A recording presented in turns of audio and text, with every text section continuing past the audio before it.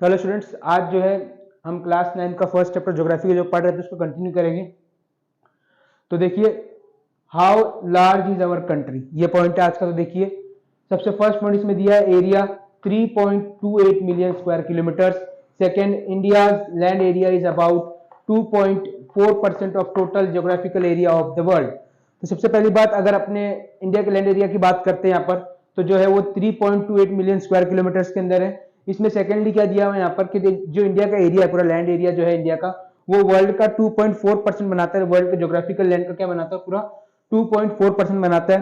Third जो point इसके अंदर दिया है वो देखिए, India is the seventh largest country of the world after Russia, Canada, USA, China, Brazil and Australia.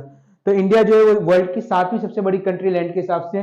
किसके बाद में पहली 6 कंट्री कौन सी है? अब इसको भी आपको चीज ध्यान से यहाँ पर ये देखना है कि जिस तरीके से यहाँ पर इनका लिखा गया है सीक्वेंस, यही इनके सबसे बड़े और सबसे छोटे होने का सीक्वेंस है। यानी सबसे बड़ी कंट्री दुनिया में कौन सी है? रशिया, फिर कनाडा, फिर यूएसए, फिर चाइना, फिर ब्राजील, फिर ऑस्ट्रेलिया, और इसके बाद में 7वें नंबर पर आती है इंडिया। तो इंडिया जो है, इंडिया वर्ल्ड की 7वीं सबसे बड़ी कंट्री लैंड वाइज। इसके बाद में फोर्थ जो पॉइंट अगर यहाँ पर दिया हुआ देखिए, the land boundary of India is about 15,200 kilometre long. तो इंडिया की जो लैंड बाउंड्रीज है, ठीक है, वो कितनी बड़ी है? इंडिया की लैंड बाउंड्रीज कितनी? अबाउट 15,200 किलोमीटर, यानी 15,200 किलोमीटर जितनी बड़ी है ये।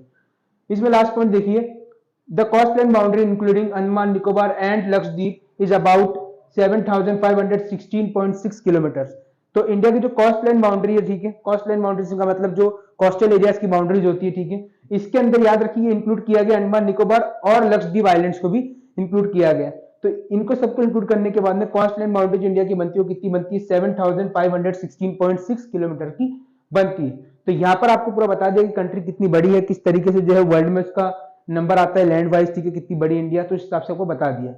इसके बाद में यहाँ पर एक पॉइंट और दिया इसी के अंदर, इंडियन स्टैंडर्ड टाइम IST। तो इंडियन स्टैंडर्ड टाइम क्या होता है देखिए। सबसे पहले, between Arunachal Pradesh and Gujarat there is a time difference of about 2 hours, therefore the time observed along the standard meridian of India to 82 degree 30 minutes east that passes through Mirzapur in UP is taken as the standard time for the entire country. This is called IST. तो IST का मतलब क्या होता है देखिए यहाँ पर, अगर आप सबसे पहले इसकी बात करते तो आप देखिए अरुणाचल प्रदेश और गुजरात में 2 घंटे का फर्क है, यानी इन दोनों के बीच में क्या है, इनके टाइम डिफरेंस में 2 घंटे का फर्क है। तो जो इंडिया का स्टैंडर्ड मेरिडियन लिया जाता है, यानी कि 82 डिग्री और 30 मिनट्स ईस्ट में जो लिया जाता है, ठीक है, कहां से पास होता है? ये यूपी के मिर्जापुर से पास होता है, ठीक है, और इसी को क्या है पूरी कंट्री के लिए स्टैंडर्ड टाइम के तरीके से देखा जाता है, और इसी को क्या कहा जाता है? इंडियन स्टैंडर्ड टाइम, यानी IST कहा जाता है। तो ये आज आपका लेसन था 9th का, ठीक है। होपफुली आपको समझ में आ गया होगा, और जल्दी इसकी दूसरी वीडियो भी आएगी। Thank you.